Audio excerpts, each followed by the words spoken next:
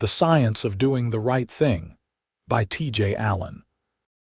Why humans know better, fail anyway, try again, and occasionally surprise themselves. The problem with knowing better: most people know what the right thing is more often than they admit. That is the first uncomfortable truth.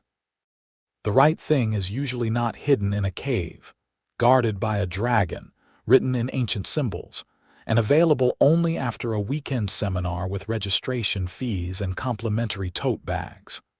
The right thing often walks into the room wearing ordinary shoes. Apologize. Tell the truth. Keep the promise. Do not take what is not yours. Help the person who cannot help you back. Stop when someone says stop.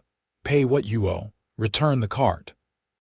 Do not become a monster just because you were handed a microphone, a keyboard, a title, a uniform, a little money, or a very flattering parking space. And yet humans are spectacularly creative at avoiding what they already know. We delay. We justify. We explain. We soften the story until our behavior sounds less like cowardice and more like context. We say, "It's complicated," which sometimes means it is complicated, and sometimes means we have discovered that the truth is standing too close to us with excellent lighting. We say, "Everybody does it," as though moral failure becomes a group discount. We say, "That's just business," as though invoices come with an exemption from decency. We say, "I was just being honest," when what we actually mean is that we found a socially acceptable way to be cruel. Doing the right thing is not only a moral issue. It is a biological issue, a psychological issue, a social issue, a legal issue, a spiritual issue, a neurological issue, and occasionally, a customer service issue involving one person at the counter who has absorbed the sins of an entire company, and now must explain the return policy to someone named Gary. This book is about the science underneath moral behavior. It explores why people cooperate, why guilt hurts, why shame can either correct us or crush us, why courage often arrives late, why power distorts perception, why groups can make good people worse, and why one honest person in a room can change the temperature. It looks at conscience, empathy, fairness, trust, accountability, forgiveness, moral injury, social pressure, self-deception, and the strange human ability to know better while actively searching for a loophole. But this is not a book pretending that goodness is simple. Doing the right thing can cost something. It can cost money, comfort, status, approval, convenience, pride, popularity, or the fantasy that everyone will clap when you finally become decent. Sometimes doing the right thing makes people angry because they were enjoying the wrong thing very much. Sometimes it makes you lonely.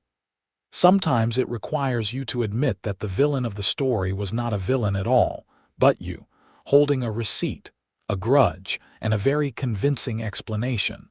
This book does not argue that humans are naturally good or naturally bad. Humans are naturally equipped.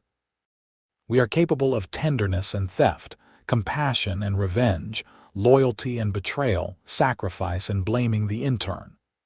We are moral animals with nervous systems, appetites, histories, fears, incentives, and group chats. We are not machines of virtue.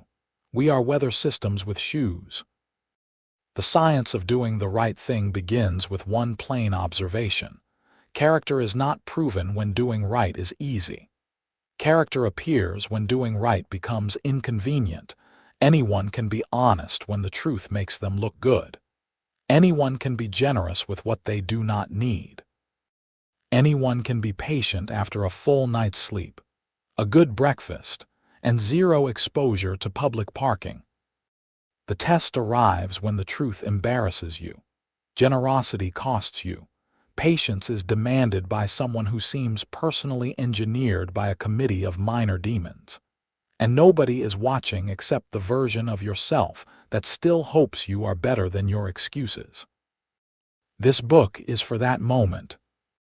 It is for the apology you owe, the boundary you need, the secret you should not keep, the shortcut you should not take, the person you should defend, the mistake you should own, the kindness you should extend, and the sentence you should not type even though it would be devastatingly funny and probably get 11 likes.